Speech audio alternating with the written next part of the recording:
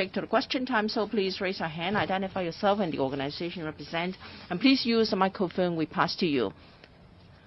I'm Nadia from SCMP. So analysts said that under Beijing's plan, which includes vetting committee and higher nomination threshold, could eliminate the diversity in Hong Kong's politics.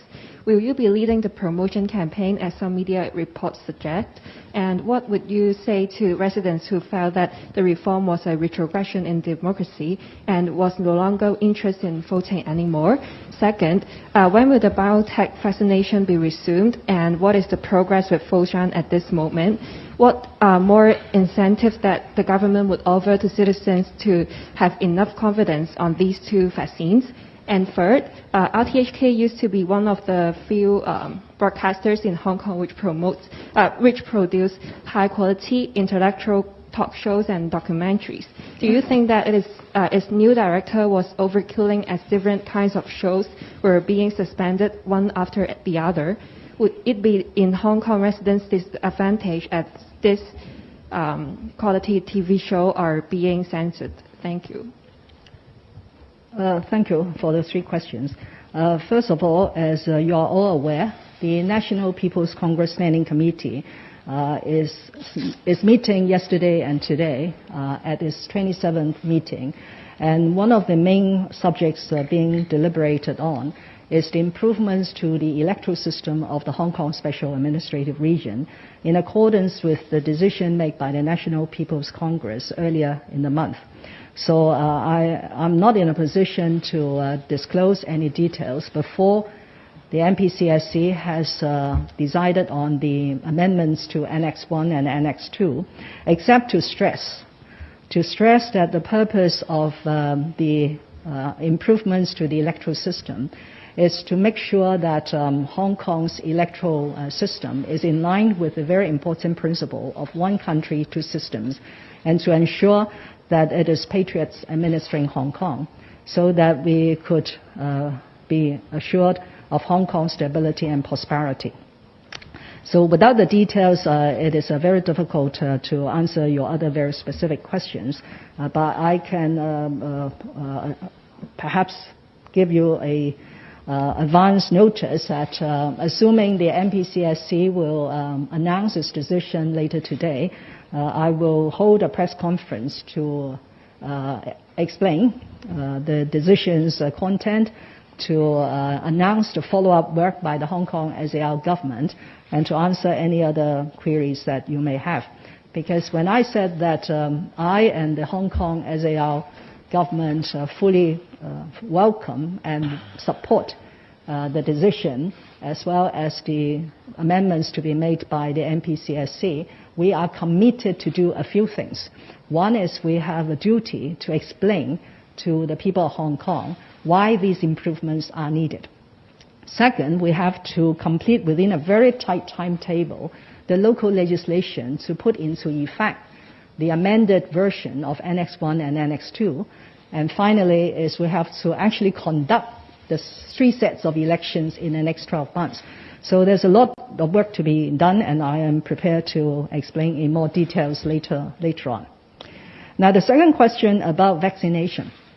As far as the vaccine BioNTech, I believe the Secretary for Food and Health has already explained at her media stand-up yesterday that the initial or the preliminary investigation by the manufacturer does not indicate any problem in the quality or the efficacy of the vaccine. It's the packaging and perhaps the transportation. And we very much hope to have the final report as soon as possible, and the alternative, either in terms of supply or certification, to enable us to resume the vaccination of BioNTech, especially for those people who have already taken the first dose, to complete the second dose of vaccination. But you will have to wait for the details to be announced. As far as more incentives, I believe the Secretary has also given some indication yesterday. As I said on this occasion last week, the best incentive is to protect yourself and to protect your family members by taking this vaccine. But if people want to see the more tangible effects or the tangible benefits of taking the vaccine, then the Secretary has outlined several things. One is, of course, at the moment, the government does mandate the taking of a COVID-19 test at regular intervals for certain groups of people. For example, the care staff at the residential elderly homes. For example, the staff of restaurants that want to open for dining in the evening. And also, if schools want to resume 100% half-day face-to-face classes, then the teachers and the staff have to take this COVID-19 test on a regular basis. So the first tangible incentive is if somebody is fully vaccinated, which means that he or she has taken the 2 doses of whichever vaccine, and then wait for a period of 2 weeks, then this, having been vaccinated, will be a good substitute for the regular COVID-19 test. So I have already heard the catering sector representatives saying in public that this is a good enough incentive because going for a COVID-19 test once every 14 days is still quite troublesome for the staff and also for the restaurant operator. So this is one illustration of the incentive. The second incentive is for visitation. I feel very sorry for family members who have not been able to visit their elderly in the elderly homes or their relatives in hospital. So with vaccination by the visitors going into to visit their family members in the elderly homes in the hospitals, this will also be a very tangible benefit if they have been fully vaccinated. And on top of that, upon admission into the hospital or the elderly home, if they are willing to take another rapid test, the antigen test, then we will facilitate visitation, which to many people is very, very important after a long period of 14 months. The third incentive, of course, is in traveling. Now, several countries have already been talking about they will give facilitation and reduce quarantine arrangement for people who have been vaccinated. So again, this is a very tangible incentive, as I'm sure many Hong Kong people are longing for traveling to places that they love to go previously. So these are all the incentives that we are considering we will put in place when the vaccination has taken place. But I must make another appeal here, that is people should come forward to receive the vaccination. We have now already expanded the priority groups to anybody age 30 and over, and that is quite an exceptional treatment compared to other places. Other places are still injecting the jab for people who are 50 and above, or the high-risk groups, or the healthcare. But we have this extensive government vaccination program in place because we have sufficient supply.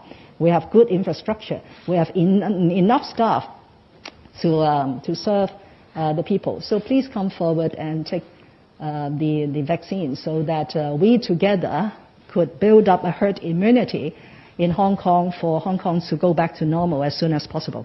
Now, the final question about RTHK. Yes, RTHK is a public broadcaster. Over the years has produced programs which we all love. But RTHK is also a government department. Whether it's a government department or a public broadcaster, RTHK has to follow rules and regulations and guidelines. And particularly in RTHK, they have signed a charter, not only with the government, but also with the Broadcasting Authority. And within the charter, they have several rules they have to follow. So it is for us all, including the Director of Broadcasting, to make sure that the rules and regulations in the charter are being followed. And the Director of Broadcasting is not just a department head. He has also been given the mandate and the position and the responsibility as the chief editor. So in other words, whatever programs that come out of RTHK that are not fulfilling or bridging those rules and regulations or even bridging the law, then the Director of Broadcasting has to be held responsible. That's why he has to be very cautious, and I have to recognize what he has done. Since taking office, he has been very conscientious and doing exactly what I expect from a chief editor of RTHK. 下一條提問呢，左手。Next question. The gentleman on the front row, please. I'm from Apple Daily. For the case involving the 12 Hong Kongers, after Andy Lee was returned to Hong Kong, his family indicated that they knew nothing about his condition and they were very concerned, and they didn't know whether he is currently being held in solitary confinement in Siu Lam Psychiatric Center. So from a humane perspective, can you offer an account of where he is in order to assure his family? And his family said that he would not give up on his right to see a lawyer or meet his family. Yesterday, the Financial Services and Treasury Bureau submitted a document on the restriction of conditions for conducting searches of database, and the Hong Kong Journalists Association also indicated that they were against such move. The reason is that raw materials are needed for conducting investigations, and they hope that journalists would be included as the specified persons. Would you balance such needs? Finally, for the Scout Association, last Saturday they held a gathering with almost 100 people, and after the police arrived, they indicated that the participants were not subject to the gathering prohibition, and the word was that they did not breach the gathering prohibition order. Can you explain the treatment? According to current requirements, no gathering can exceed 20 participants. Does this relate to the fact that you are the leader of the Scout Association?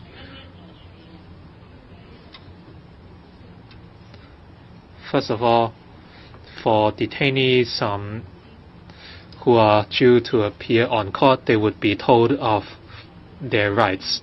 I would not comment on the case of Andy Lee, but I can say for certain that our enforcement authorities strictly follow the law. So every detainee would be informed of his or her personal rights, for instance, whether they wish to meet their family or whether they want any legal representation. But if the relevant persons do not want to exercise their rights, we must respect their wishes as well. So this is just a general observation. I do not want to go into the specifics of this case. So please respect the fact that our enforcement authorities would act in accordance with the laws, but everyone has the right to choose whether they want to exercise those rights. Personal data privacy must be respected, but having said that, we must strike a balance between different sides, or else there would not be the arrangements of making searches of databases.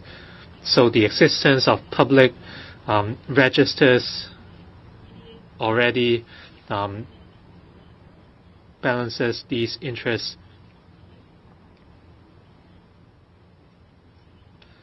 And these information include incorporation of companies and registration of individuals or organizations.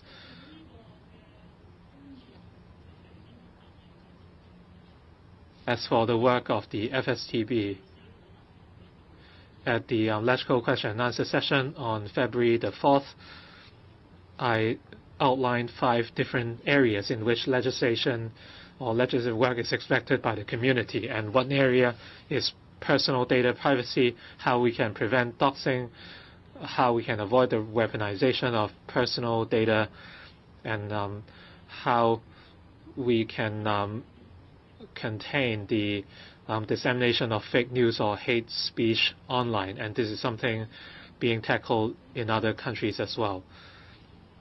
And conducting searches of public registers is among our areas of work. For areas that require new legislation, that would be done, but if administrative means could be pursued, that would be done as well to protect individuals and groups. I do not see why journalists should enjoy privileges. Everyone in Hong Kong is equal and no one should have special privileges. I'm the honorary president or patron of many organizations. I would not interfere with the daily working of the different organizations, nor would I be informed. So for the issue you mentioned, I suggest that you can go to the Food and Health Bureau for issues relating to 599F or 599G. So as to whether an activity or event fulfills the public health requirements, this is a matter of fact. And this is not a question to be answered by the chief executive. You can lay questions to the relevant authorities. Final question for the lady on the front row, please. Would you make vaccination compulsory to participate in air travel bubbles with Singapore, England, China, and other countries? And second question is on electoral reform. Many foreign governments and residents are concerned this will stop any opposition candidates from running.